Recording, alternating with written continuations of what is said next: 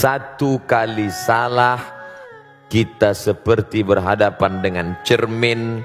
Cermin itu ada satu titik. Ini cermin. Cermin itu, Ustadz saya nggak suka cermin yang oval, yang bulat. Oke, kita ikuti seleranya. Cermin bulat. Satu kali berdosa, satu titik. Satu kali berdosa, satu titik. Satu kali berdosa, satu titik. Dosanya agak banyak. Sampai akhirnya hitam cermin itu. Kalau sudah cermin itu hitam, maka orang yang putih pun akan melihat wajahnya hitam di cermin. Hati menjadi hitam gara-gara dosa. Makanya begitu ada dosa sedikit, setelah dia dibersihkan, taubat. Ya ayyuhalladzina amanu, hai orang beriman, tubu ilallah, taubatlah kepada Allah taubatan nasuha, bersih sebersih-bersihnya, bersih. Pulang haji bersih, datang tamu ceritain kawan sekamar, shopping melulu, kotor lagi. Begitulah Allah Subhanahu wa ta'ala. Makanya yang sudah suci bersih jangan kau kotori. Suci bersih, begitu ada terasa sedikit, astaghfirullahaladzim, alladzi la ilaha illa huwal hayyul qayyum wa atubu ilaih. Cermin ini bukan mau ngelihat yang tidak-tidak, tapi melihat diri kita. Ketika kita merasa diri kita bersih, tidak ada dosa, sesungguhnya saat itu kita sedang berdosa. Yang paling baik adalah melihat diri kita tempat segala silap, salah, dan dosa. Ustadz Somad kan ustadz, ada dosanya? Ada. Masih digoda setan, setannya ustadz juga. Oleh sebab itu maka senantiasa merasa ini, diri ini banyak silap, banyak salah, banyak dosa. Fisik, psikis. Tapi Allah Maha Baik, maka dia buatkan obatnya. Aflaha, beruntung yang sudah membersihkan dari segala penyakit ini. Lalu kemudian yang kotor-kotor tadi dibersihkan. Maka dibersihkanlah dia dengan cara orang yang takabur, sombong. Apa obatnya? Tawadhu. Takbur, tawadhu. Orang yang riya, memperlihatkan amalnya, apa obatnya? Ikhlas. Orang yang berkeluh kesah dengan segala macam ujian hidupnya, apa obatnya? Ridha. Ridha, menerima dengan tawakal. Ridha, melepaskan segalanya kepada Allah. Makanya sebelum keluar rumah habis sholat subuh pagi, dia katakan, raditu billahi rabba, aku ridha menerima ketetapan Allah Subhanahu wa ta'ala. Memangnya kita berkeluh kesah, marah, ngamuk, numbuk dinding, selesai masalah. Kalau kita sedang dililit masalah, kita tumbuk dinding, insya Allah yang masalah lama selesai, muncul masalah baru, tangan patah. Makanya lepaskan segalanya, ambil air wudhu, siram gejolak api dalam hati tadi, angkat kedua tangan. Kalau kebetulan pagi sholat duha, Allah Akbar. Kalau kebetulan malam sholat tahajud. Kalau sekeliling dunia ini sudah tak mau lagi mendengar omongan kita, keluh kesah kita, tak ada lagi kawan tempat mencurahkan kerisauan kita, maka berbisiklah ke tanah, berbisiklah ke bumi, berbisiklah ke lantai. Malaikat-malaikat di langit akan melihat di tengah malam gelap itu ada satu rumah yang terang benderang. Itu rumah siapa? Rumah orang yang bertahajud. Besok malam dia lihat lagi, itu rumah siapa? Rumah tahajud. Besok malam dia lihat lagi bercahaya, itu rumah siapa? Rumah bertahajud. Malam berikutnya dilihat, kenapa padam? Masalahnya sudah hilang, dia berhenti tahajud. Kenapa ketika ada masalah baru kita mengadu kepada Allah Subhanahu wa ta'ala? Walaupun 2 rakaat, walaupun singkat, walaupun pendek. Afdalnya tahajud jam 1, jam 2, betul. Tapi jangan gara-gara mau mengejar jam 1, jam 2, lalu jam 4 kita tidak tahajud. Bangun dia jam 4, gak afdal, langsung tidur. Kenapa bangun jam 4? Memang jamnya di setel jam 4, ya jam 4. Coba setel jam 1, jam 2. Oleh sebab itu maka ini semua adalah obat-obat dan penyakit. Setelah itu Allah Ta'ala berikan. Sama seperti dokter. Pak dokter, saya ini kena penyakit, kata orang mudah marah-marah, katanya darah tinggi, kolesterol naik, lalu kemudian ada ini segala macam. Dokter cuma ngasih tahu, Bapak rajin olahraga, banyak makan buah, jangan makan kambing, jangan kolesterol, jangan minum susu, tenangkan pikiran. Ini obatnya, ini 1 hari sekali, yang ini dimakan setelah makan, yang ini dimakan sebelum makan, yang ini 3 kali. Habis itu terserah. Dokter tidak memaksa, kamu harus, enggak, silakan.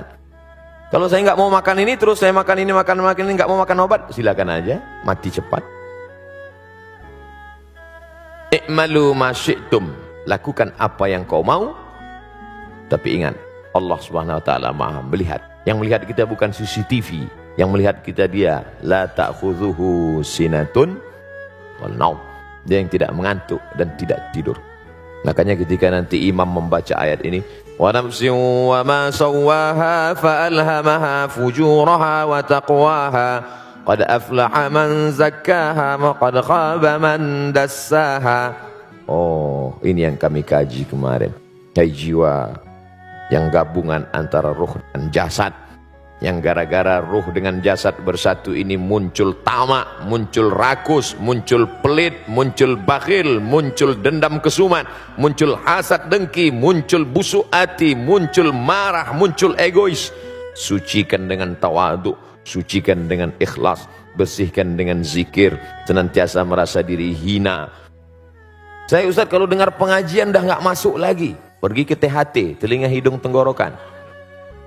Bukan itu maksud saya Ustaz, telinga saya dengar tapi tak masuk ke hati, pergi ke rumah sakit. Kemarin saya pergi ke Bandung, dibawa oleh Ustadz Hanan At-Taki, mampir ke rumah teduh. Ternyata hati yang panas mampir ke rumah teduh itu, teduh, meleleh air mata. Ada saudara kita yang kena kanker mata yang besarnya hampir sebesar kepala.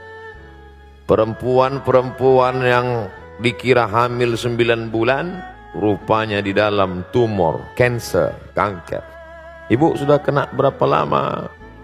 Sudah 4 bulan Ustaz. 4 bulan sebesar ini? Ya, 4 bulan tapi sebesar 9 bulan kandungan.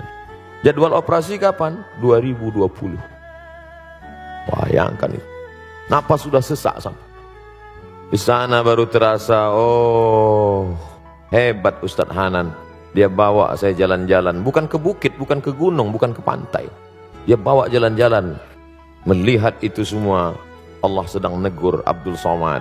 Beban yang kau rasakan sekarang ini belum ada apa-apanya dibandingkan mereka. Nafasmu masih lapang, pandanganmu masih jelas. Tapi saudara, mandi ke pantai, tiba-tiba ada luka sedikit di garu, hanya 9 bulan tiba-tiba kanker kulit dari atas sampai ke bawah. Anak muda umur 23 tahun. Ya Allah. Sampai di sana saya diminta menyampaikan tausiah kepada Al-Mukarram bersama tausiah. Baru megang mic sudah. Mana suara menggelegar tablik akbar? Hilang. Jadi untuk merontokkan sifat-sifat yang jelek baik fisik psikis ini, tak selamanya pengajian, tak selamanya ceramah. Tapi yang gara-gara ini nanti jadi sunyi pengajian. Kemana semua? Kenapa kalian nggak ada? Tak selamanya pengajian itu.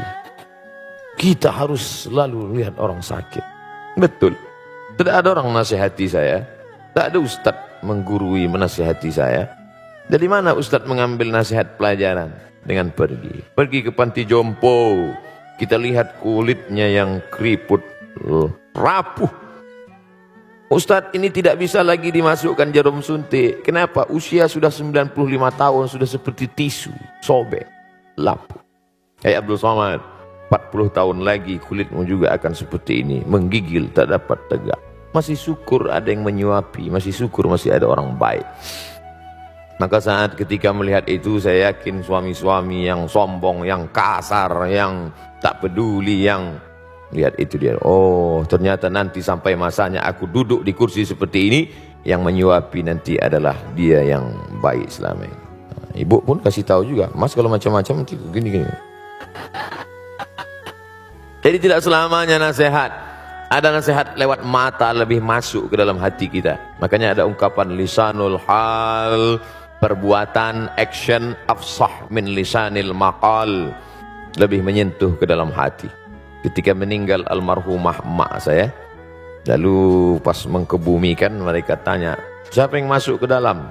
Otomatis anak saya dan adik saya masuk dengan Ustadz Zulfadli, sahabat, bertiga kami masuk. Sepupu ada 2 orang masuk ke dalam. Saya bagian kepala, saya yang meletakkan ke dalam. Sunnah untuk menempelkan hidung, kain dibuka, hidung ini sunnah ditempelkan ke tanah. Buka penutup wajah, buka ikatan, tempelkan hidung ke tanah. Saat saya menempelkan itulah rasanya tak ada harga dunia, hilang semuanya. Kau pun akan begini juga nanti Abdul Somad.